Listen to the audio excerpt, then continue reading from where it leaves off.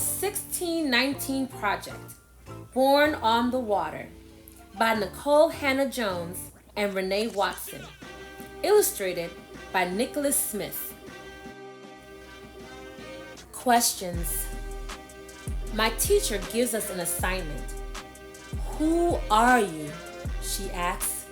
Trace your roots. Draw a flag that represents your ancestral land.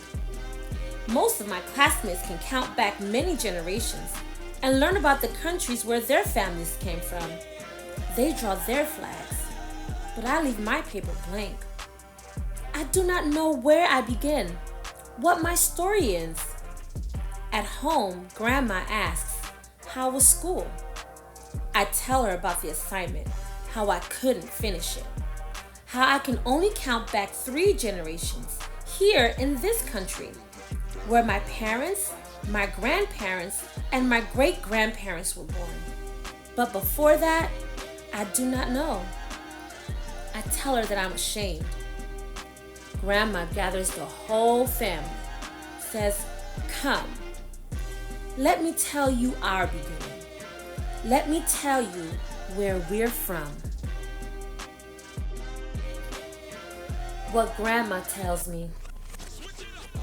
They say our people were born on the water, but our people had a home, a place, a land before they were sold.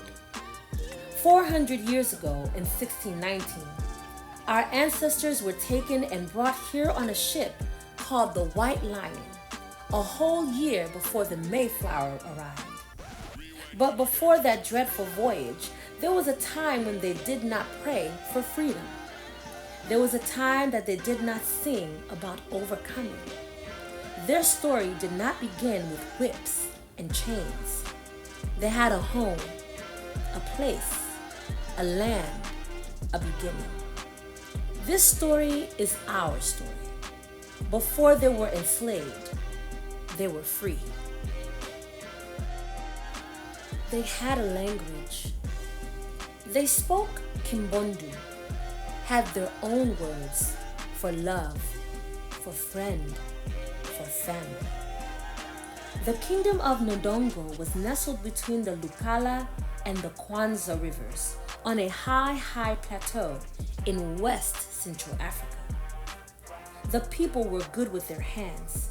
They knew the power of a seed, how to plant it, water it, how to make something out of nothing.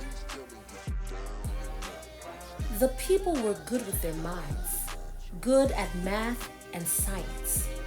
They used shells for money, counting, recording, trading. They knew what their work was worth. They spoke Kimbundu, had their own words for joy, for grow, for home. Their hands had a knowing.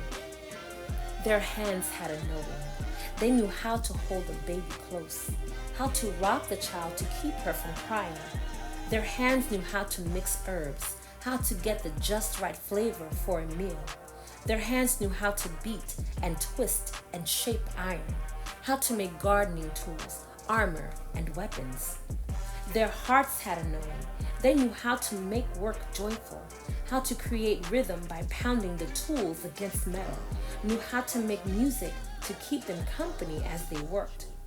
Their minds had a knowing, worldly, curious, sharp. When they met the white people, they learned quick, taught their tongues to speak Portuguese, taught their eyes to read strange words. They knew how to mix the old with the new, how even an ancient people always had more to learn. And they danced. And the people moved their feet, moved their whole bodies to the melody of horns and stringed instruments, of marimbas and drums. They danced to celebrate, to mourn. They danced as a way of worship, to offer thanks. Their bodies a song under open sky and bright sun. Their bodies a swaying testament to the beauty of creation. Stolen. And the white people took them away, kidnapped them, baptized them in the name of their God, stamped them with new names. Ours is no immigration story. They did not get to pack bags stuffed with cherished things, with the doll that grandmama had woven from tall grass, with the baby blanket handed down from generation to generation, all the way back, so far back that it carried the scent of the ancestors. They could not hug their fathers and mothers, daughters and sons, hearts thumping in rhythm, clinging to that final sweetness before the parting. No promises whispered from mouth to ear of seeing each other soon. Just wails and sobs, confusion and wrists worn raw from the shackles made of iron, feet split and bloody from the 200-mile march along the Kwanzaa River. They had no things, but they had their minds. The old ways, the harvest songs, the just right mix of herbs etched in their memories. They had their bodies, histories, and bloodlines and drums pulsing in their veins. With trembling fingers, they braided the seeds into their hair, defiantly hiding tiny pieces of home to plant one day in new soils. No matter what some say, the people fought, and the white people took them away, forced them into the bottom of an evil ship to sail to a new world they had no desire to see. Ours is no immigration story. The white lion.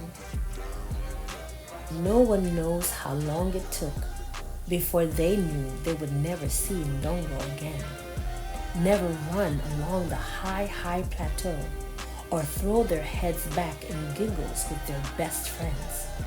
Maybe it was the second month, or the third, when they had not seen their land, or any land, for so many days they could no longer count. Some could not bear the pain. They refused to eat. They shut their mouths until their hearts gave out. Others tossed themselves into the teal eternity of the Atlantic Ocean, swimming one last time with the ancestors. Sickness and hunger, filth and cruelty took the others, almost half. But those who did not die resolved to live no matter what. Packed in dark misery, strangers chained together, head to feet, hip to hip in the bottom of a ship called the White Lion. They saw that these strangers, men, women, children, kidnapped too, from many villages, these were their people now. These many people became one people, a new people. And that's why the people say, we were born on the water. We came from the people who refused to die. Point Comfort. Finally, the ship stopped moving, and the people were dragged to the deck. They closed their eyes against the light of a sun they had not seen since Mother Africa's coast. They closed their eyes against the sight of a land that was not theirs. They cried a silent cry as white men spoke strange words talking about their bodies, and with a handshake traded another's child, another's mama and daddy, 20 and 30 beloved human beings in all, for a few pounds of food and drink. 400 years ago, in the year 1619, the white people called this land Virginia, a sweet-sounding word for a place of such pain, a sweet-sounding word for the place where American slavery began. Tobacco fields. From sun up to sundown, the people worked the fields, growing and harvesting tobacco. The crops were sold to Europe, bringing wealth to Virginia. But the enslaved people did not get anything in return for their labor. The people worked and worked. When the people grew weary, they remembered their yesterdays, remembered their songs from Indungo, sang them to ease their spirits.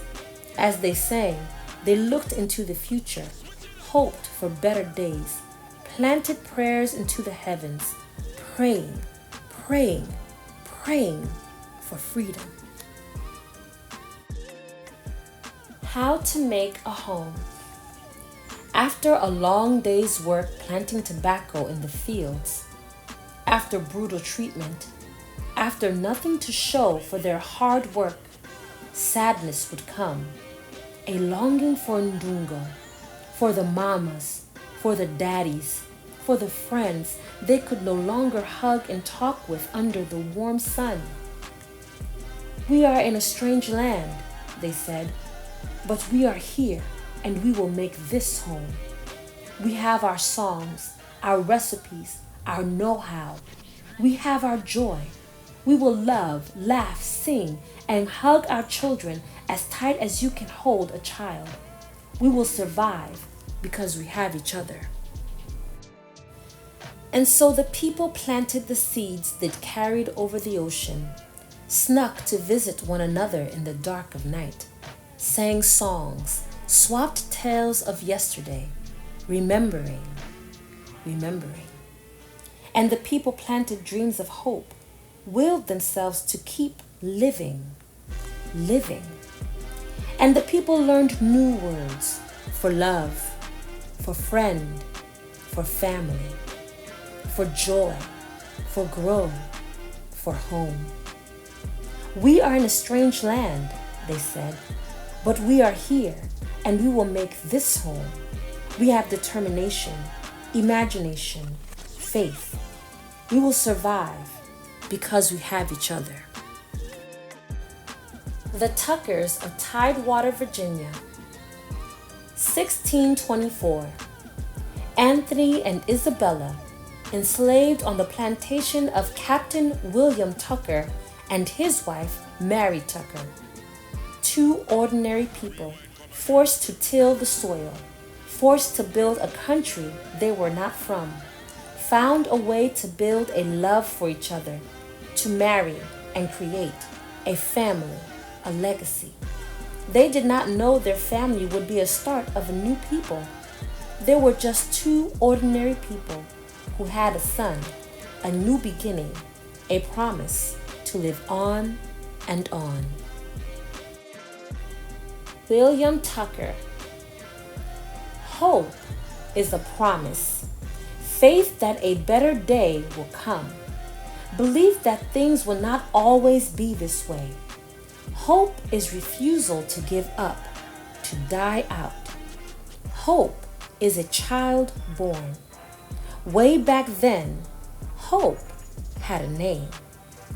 William Tucker. He was born to ordinary people, a man and a woman who were not free, but who believed in freedom, who were not free, but who believed that one day freedom would come, even if they never saw it. These two ordinary people gave life to an extraordinary child, a child not of Africa, a child not of Europe, nor of the native people already here, but a child of the new people formed on the water. The first black child born in the land that would become the United States. The first truly American child. Resist. Life was hard, and it would get harder for the generations to come. White people told the people they were not human, that people were things to be bought and sold and given as gifts alongside horses and chairs. When the people were beaten, they said the people did not feel pain. When they sold the people's children, they said the people didn't love. These were lies they made up so they can feel okay about slavery. It is wrong, always and forever, to own human beings. It is wrong, always and forever, to treat human beings like things. The people fought back, For 250 years, the people resisted every day in ways big and small. For 250 years, the biggest resistance of all was that the people kept living. Legacy. And the people who were born on the water survived, kept living and living. It was illegal to teach enslaved people how to read, but they birthed generations of teachers and librarians, scholars and authors. They were broken-hearted, beaten and bruised, but they became healers, pastors and activists, doctors and counselors. No one could steal the people's joy. They wrote songs, created jazz and hip-hop, rhythm and blues. They became inventors and athletes, nurses and cooks, pilots and architects, farmers and housekeepers, singers and artists, dancers and poets, mathematicians and scientists. They passed on their stories through the stitch of a quilt, shared secret messages through songs. The people survived, the people fought, and because the people survived and the people fought, they finally got freedom. And because the people survived and the people fought, America has equality in the law.